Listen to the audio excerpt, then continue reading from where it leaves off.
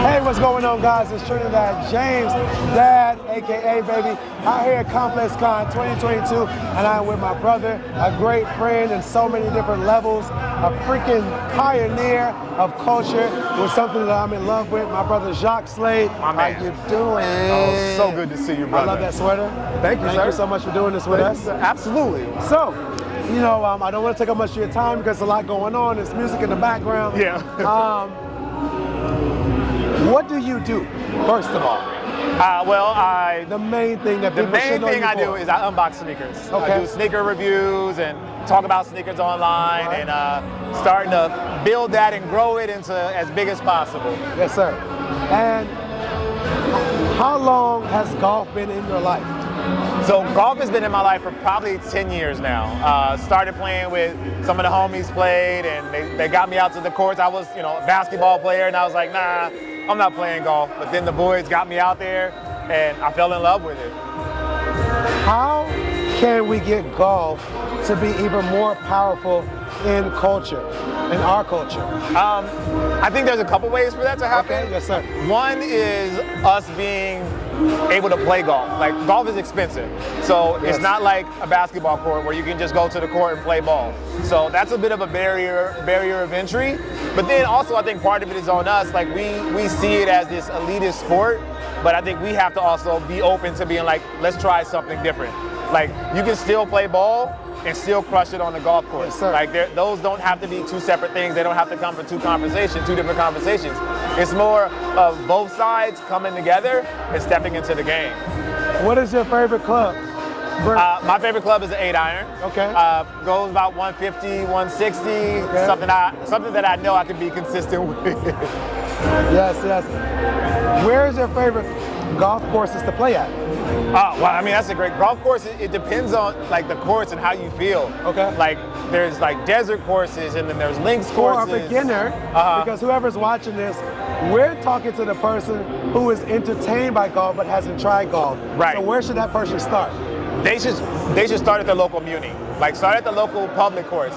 Because that way you can learn how to hit the ball. You're not spending a ton of money. Because once you go to the nicer courses, that's when you start spending a lot of money. But you can go to your local muni, your little public course, that'll cost you $25, $30 around, as opposed to going to a nice course that's gonna cost you $100 up to about $500 around. So it kind of really, I would say, start at the public course.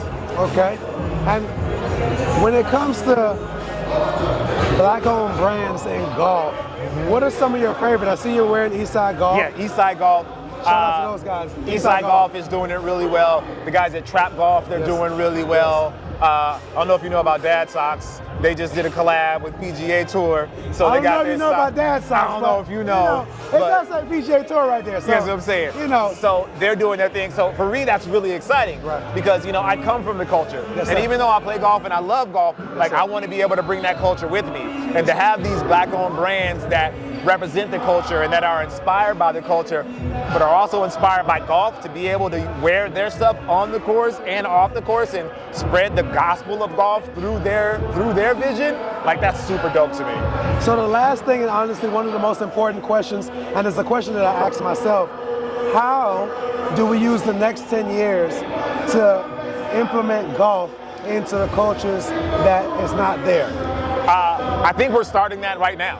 Okay. Like, cool people like you that are getting into the game, like them seeing you play. Right. You know what I mean? A lot of time golf is hidden, like a lot of people don't talk about it, Yes, sir. but pretty much every athlete that you know plays golf in some form. Right. Like, Steph, Jordan, Of course. Barkley, you name it. Barkley, all Yeah. those guys, they're playing. But now, like, our generation, the people that grew up hip-hop and that experienced hip-hop, they're starting to play. You see Q plays all the time. It's like Schoolboy Q's playing all the time. All the time. So, like, that introduction to the cool side of golf is starting to happen now. And people like you, people like me are going to introduce it to that. And so for the next 10 years, I think we're really going to see an explosion of people that look like us, that walk like us, and that talk like us, playing in the game of golf and really changing what golf looks like. My brother Jacques, I appreciate you so much for your I time. appreciate you, brother. Absolutely. Yo, ladies and gentlemen, this is Dad Talk with my brother Jacques Slade. Welcome to DadTalk. Welcome to the PGA Tour. And first, welcome to culture. All right? Tap in. Thank you very much.